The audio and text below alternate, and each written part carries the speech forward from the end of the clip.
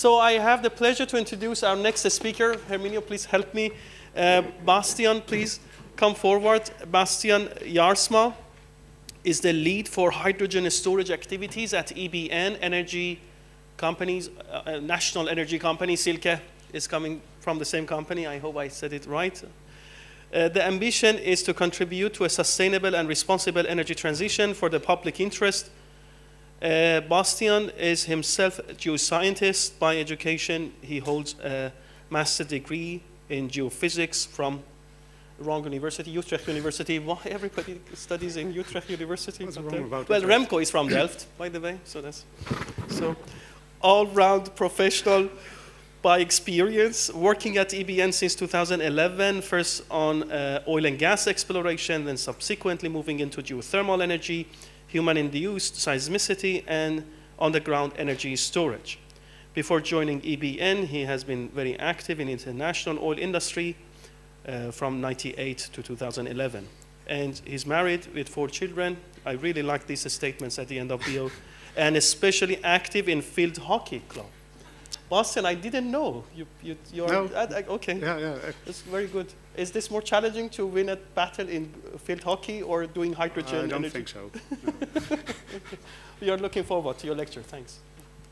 Yeah, thank you for the nice introduction. I'm glad that you mentioned the hockey club, because when I bike there, I never take the car to the hockey club, but when I bike there, I regularly do, I actually pass these banners, and it shows, I think, what is quite important, at least in the Netherlands, and it was touched upon a couple of times in the discussions, social acceptance and public objections against anything related to energy transition. And I really think it is,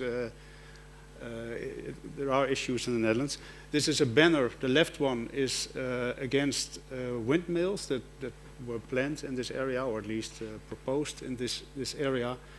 And it says, yeah, sustainable future, yes. Wind turbines, no. At least not in this area, according to the people. But then, somewhat later, I noticed there was one next to it, and I could have put it there, I didn't, but someone else did, saying like, sustainable future, yes. Wind turbines, yes. Solar fields, yes. And then a bit smaller, not so nice, not so beautiful, but necessary. No time to waste. So there's a sort of, I think it's sort of summarizing the public discussion on windmills and solar fields. And actually when it comes to geothermal or CO2 storage, which we in the Netherlands abandoned onshore a few years ago, but geothermal, well, we're just drilling the well here. And when we will have a discussion on hydrogen storage, onshore, offshore, I'm sure that there will be a lot of questions and objections. I'll come back to that later. Yesterday, Silke had the Mentimeter on which selection criteria or which topics to address, and we just looked at it. The one mentioned most as the most important one was safety. Well, I think we could all agree with that. And then the other ones mentioned were actually a lot of different topics: economics, scale, but also societal acceptance. So a lot of things that I will cover in the remainder of this talk. So I will briefly touch upon the potential and the demand for UHS in the Netherlands. Very briefly, because it has been presented by Silke and Remco and others, and also put emphasis on the timelines that we expect, because that actually is also a big thing to keep in mind. And then the insights from a notional development scenario study that I will briefly explain and share a couple of insights. So when talking about the potential and the demand for UHS in the Netherlands, this little table shows the numbers that Silke also showed. So we, together with TNO, we did a couple of studies on exploring or inventorizing the different scenarios, energy scenario studies that were done, that were available, and what does it mean in terms of hydrogen storage requirements in 2030, 2050, growing from a small number of caverns that were discussed yesterday in Zuidwinding to a large number of caverns that may be developed onshore or offshore, and then gas fields, at least one, up to 6 as well next to that. And well, as Silke also explained, these numbers, they vary depending on the scenarios and assumptions that you take, but there's a large demand. And then the potential was also studied by Tino in EBN a few years ago. Like, okay, if we take this Dutch subsurface, how much could we store? And that in these 3 reports together, we concluded that this offshore and onshore around 2080, 2090 terawatt hours of gas, of hydrogen energy to be stored in gas, and 70 and 43 in caverns. And so that is a theoretical potential. If you turn that into maps, because that's much easier to look at, this is the map that Silke showed yesterday. This is a first screening of the gas fields in the Netherlands for their potential, and could they be used, small fields, could they be used for high cyclicity storage, and the larger fields for longer term storage or even strategic storage. This map is basically showing the same fields offshore, but then with a lot of polygons showing areas that are reserved for wind park development in the coming decades. Shipping, obviously this is a very busy area with shipping, with ships going to Rotterdam and away again. There's military areas, there's nature reserves, there's still gas being produced, and then what is missing on the map, I realized this morning when Katrona was presenting, the same area is considered for CO2 storage, and yes, we also would like to explore for more gas, given also the developments over the past few years. Also the ministry is really pushing to accelerate gas exploration. So that's all going to happen in this area. And also the Danes and the Germans and the British will do the same. So there's a lot of considerations to make. And then going to UHS, the timelines. I really would like to stress the timelines that we have, and actually we also stress that to our shareholder, the Ministry of Economic Affairs, and also to anyone that is involved in decision making. Currently we are in the innovation and development phase, and that will, in the case of salt caverns, still take a few years, and then for the gas fields it will take even longer, up to 2030, where we do a lot of research, where you do a lot of research, where we do one pilot. So there's plans for one pilot in the gas fields in the Netherlands. In 2030 there will be 4 to 5 onshore caverns operational. That's the Zuidwinding operations that Ghazouani presented yesterday. And then towards 2040 there will be more caverns developed, maybe also offshore. And if the pilot is successful, if all the research shows that hydrogen storage in gas fields is technically feasible and safe, and also economic in one way or another, then we expect that 1 or more UHS gas fields will become operational in the Netherlands. And actually the Dutch government is really in support of that. 2 weeks ago they published the energy storage roadmap, so that's a national roadmap for energy storage with a lot of clear milestones and activities for energy storage, including hydrogen storage, but it's also about battery storage and heat storage. And also I guess not many of you are reading letters that are sent from the ministry to the parliament, but I occasionally do, and actually it's very important because it sort of stresses what the policy will be in the coming years, and it actually stresses the need for UHS and the research and pilots for that. And obviously societal embedding is a key in that. Well, if you have the long timelines to develop the technology and so to increase TRL and SEL, then you come into the phase that you actually develop projects, then each project also has a long timeline.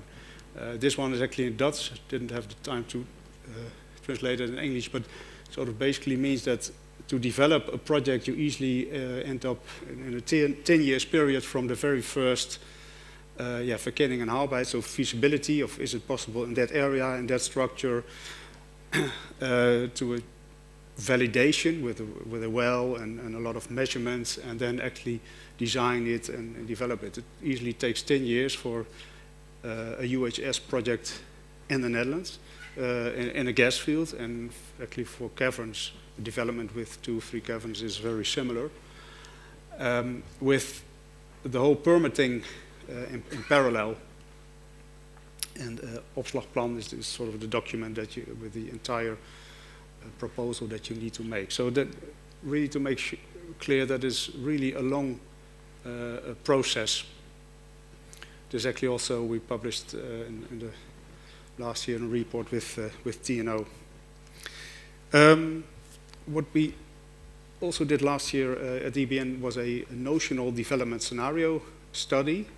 So what we felt was we should do a sort of a paper exercise, choose 3 different cases with different gas fields, and then looking at all kinds of technical, non-technical aspects, sort of do an exercise like what do we need to do, what do we need to look at. We made a reservoir model, did simulations, we looked at the wells, what would it take to repurpose them, what would it cost, so indicative cost estimation. And we did that for 3 cases.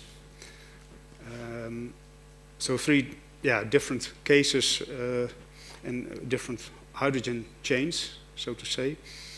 And actually we did this in cooperation with 2 consultancies, H2C and Common Futures. So the first scenario that we looked at was UHS in a Dutch onshore gas field near a harbor, a large international harbor in the southwest of the country, so Rotterdam.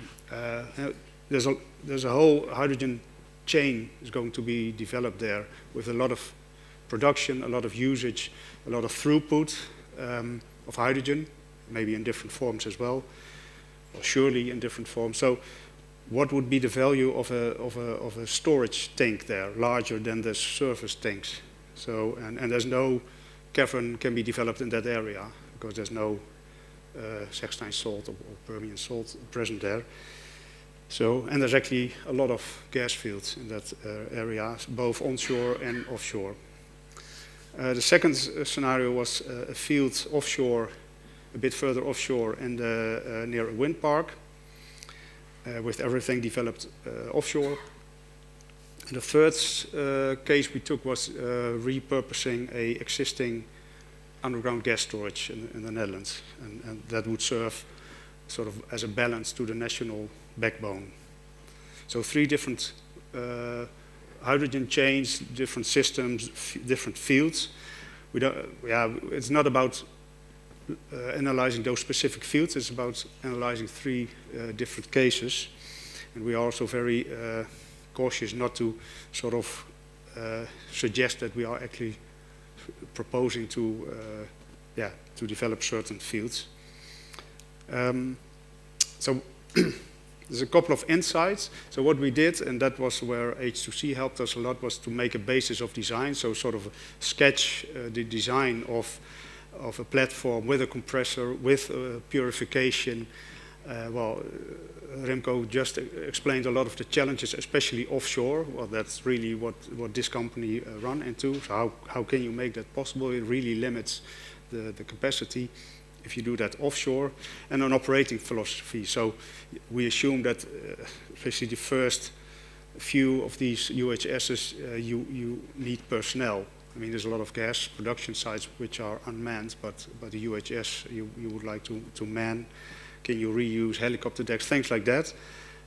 No venting, electric power, or at least zero emission power. Those are the things that we put into the operating philosophy. And then we looked at what compressor technologies, what sand removal technologies are there. We came to a cost estimation of 6 to 26 euros per megawatt hour. And it's not about this actual number, because obviously that will change with any assumption that you make, but it's at least to have a ballpark figure, and it actually coincides or is quite similar to completely independent analysis by NAM they published last year. NAM is the subsidiary of Shell in the Netherlands, and they are the largest operator for gas fields and gas storages in the Netherlands. So they did a similar study on one field, and they came up with very similar figures. And TNO also published, actually around a month ago, I think it's Joachim was part of that group publishing that paper, and they also came to similar numbers for a field onshore. Offshore, the cost would be higher. That is for sure. Yeah, high rates are important because, as Remco also mentioned, and many others as well, the production is really intermittent, or the supply of hydrogen will be very intermittent. So you need the capacity to actually inject it straight away, and maybe also produce it very quickly. So that means high rates, so that means yeah, high compressor capacity, more than one well, so, and especially offshore that will be challenging. And then, as Remco also already mentioned, the tail gases, they form a challenge. Our simulations also show that the amount of yeah, other components than hydrogen that come up when you produce the hydrogen back from the reservoir, it's changing, and in the end it will become very low, but that's obviously dependent on cushion gas and things. But that's initially will be very big volumes that you have to deal with, and that is offshore again a bigger challenge than onshore. And possible cost reductions in cushion gas. We didn't dive into that very deep, but we really hope that others will do. And we're sure people are working on different cushion gases other than hydrogen. Well, in gas fields, obviously, there's a lot of methane, but maybe CO2. If that could be a good cushion gas, that would be, well, the CO2 is basically for free, so that would at least economically make a different case. But then it comes to the mixing and the purification, obviously it's a different story. And reuse of infra. We have a lot of infrastructure that we may be able to reuse.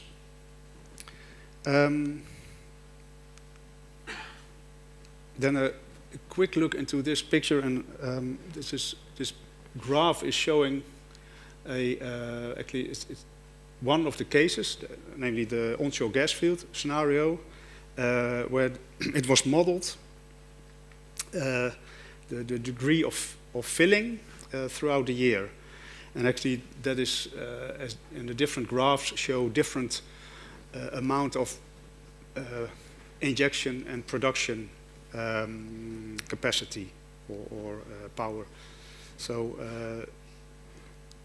and the first case that was modeled was a injection production ratio of 4 to 10. So that would result in the black line, and that with the intermittent supply of hydrogen, it would mean that actually the whole the filling degree would actually rapidly decline and then would actually stay very low. That is sort of coming out of this simulation, and then with changing these numbers, the degree of filling would change completely. And this is, again, it's not about these actual numbers, but it really shows that this is quite a complex thing. That you, with the intermittent supply of hydrogen, it's really about, okay, how do we make sure that you actually are able to, well, catch or to to store the hydrogen when it's there, and then also again when supply it when it's there, produce it back when it's needed, and that again requires all the equipment to be able to do that, and that it's not an easy one. I have to say in this yeah. Oh yeah, and then there's 1.2, 2.1. That means, yeah, how much would the entire capacity be used, be cycled throughout the year? So that's 1 point flying from 1 to 7. But in reality, it would actually be much more variable, and there will be a lot of half cycles or maybe 10% cycles rather than the full cycles as it is currently with the gas storages in the Netherlands. And then the assumptions obviously have a big impact. In this case, the onshore gas field, we assumed it was just using or reusing an existing gas field, which has 2 wells only, and just using those. But the underground gas storage that we took has a larger number of wells, so obviously that has that can be filled much more rapidly and produced much more rapidly. So those assumptions have a big impact, but this exercise made clear that you actually need to have a large capacity, or rates matter, to put it a bit clearer.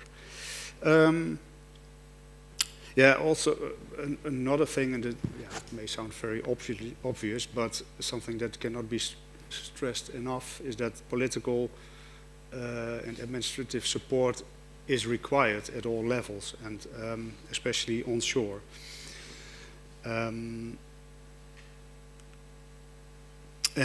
also, say you explore social innovation, that is sort of a term meaning like, can you, it's not like related to societal acceptance, but can you go further than just informing and discuss some, well, characteristics, but can you actually also say, like in solar fields or like in onshore wind mills, where actually local people are invited to think about how can you participate one way or another, or benefit. We had a look at the laws and regulations. They apply, but obviously they were not designed for hydrogen or hydrogen storage. So it's probably going to inventing the wheel there, and obviously the EU laws, they dictate also a lot, and there's a revision of the gas law at the European level will have implications on that, also on regulations of storage. And actually that's quite, it's not entirely known yet how that will turn out. And yeah, it's also quite difficult. We don't know how the end situation will look like, how many storages will be there, what will be their function, but a public-private partnership seems a logical option, and certainly now in the initial phase where you need to do a lot of research and pilots. So, coming to the takeaway slide already. Well, pretty sure that there's a large potential demand for UHS in the Netherlands.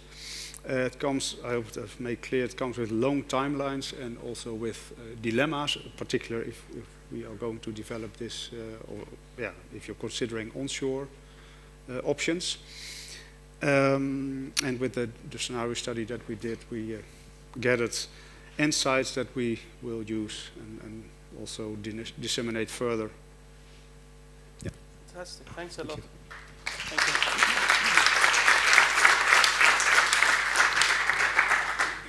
When do you think the first commercial scale underground hydrogen storage in a depleted field in Netherlands will happen? Commercial? Yeah. Second half of the 30s, if you... Second half of the 30s, yeah. decade. If you... About 10 years from now, 15 years from now, 10. I see.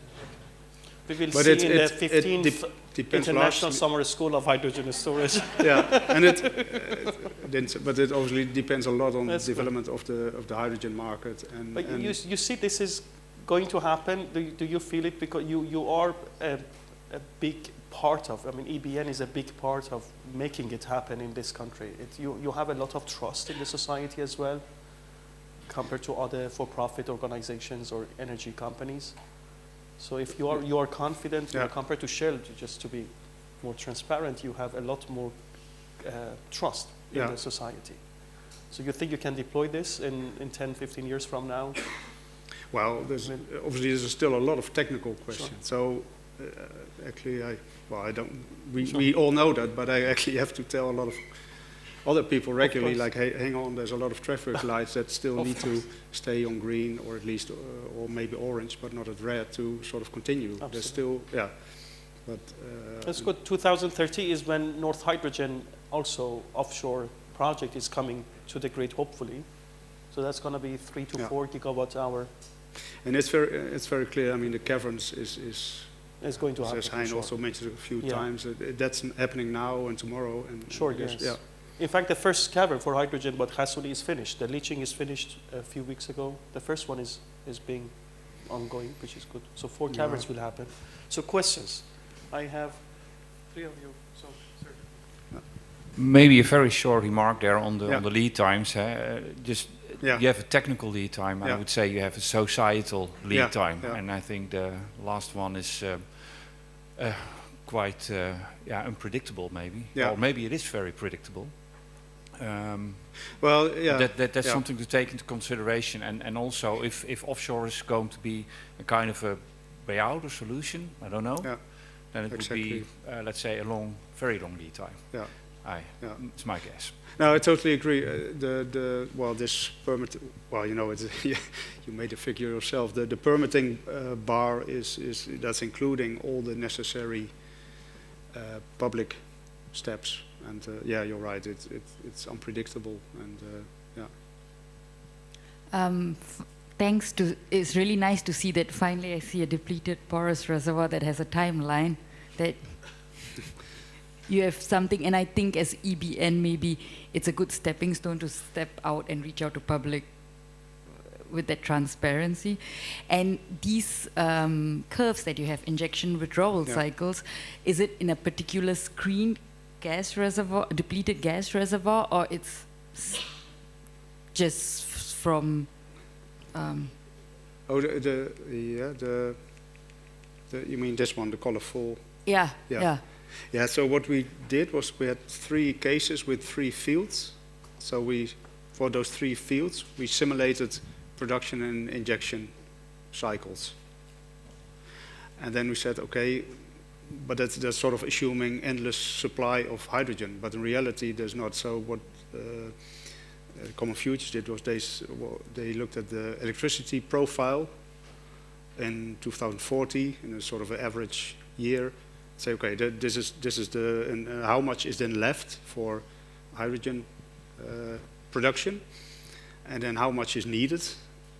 So those are 2 profiles, and then the subtraction of that is what you can store or what you can take out of the storage, and that is and that results in these filling rate curves. But so it's heavily dependent on the. So we had 3 different fields with different number of wells and different capacity of injection and production. And then there's an assumption and the profiles of electricity and hydrogen. Yeah. Thank you. Hi, a Yeah. really enjoyable talk. This one is more on the kind of economics and sort of, I guess, more the cost and the funding mechanisms to support underground hydrogen storage. And one of the things that we're trying to push again is that cushion gas, and whether the government might consider underwriting that as a strategic reserve. And I don't know whether you've got any comments you can add on kind of what funding mechanisms you see supporting these projects happening, or are they all going to be commercial? No, when it comes to about the strategic reserves, that is actually also in the energy storage roadmap. we need to make up our minds, and then the government need, how much strategic energy storage do we want to have? That's sort of, yeah, that's basically. Well, yeah, that's actually could be, yeah, but yeah, or you choose a different cushion gas which comes also with a lot of, well, which is obviously cheaper probably, but comes with a lot of to buy it, but it comes with a lot of operational complexities which make it maybe more expensive. Yeah. Yeah. Hi, I'm Piotr Lewandowski, Hydrogen Prospect, a really interesting talk. I have a question. So Netherlands have very ambitious plans to be one of the leaders in hydrogen production through electrolysis, and it has about 10 gigawatt of planned projects by 2035, I believe. And for every gigawatt electrolysis project, you need about 5 caverns to manage the intermittency in production. So 10, easy calculation, 10 gigawatt of production capacity will mean about 40 to 50 caverns by 2035, and you had in your slide 4 to 5. So we're can you comment on that? And is that an issue for the Netherlands? Yeah, I think the numbers. You mean the numbers are larger probably than what we wrote down here, and that's true. I think that ambition has recently increased very much. So so you're right. But I think that the 65 caverns is also sort of, I think, it's considered realistically to be realistically developable and onshore. Well, whether that's realistic, but that's technically and also in terms of acceptability. That's where this 65 comes from. But then you need much more, and that would be in gas fields.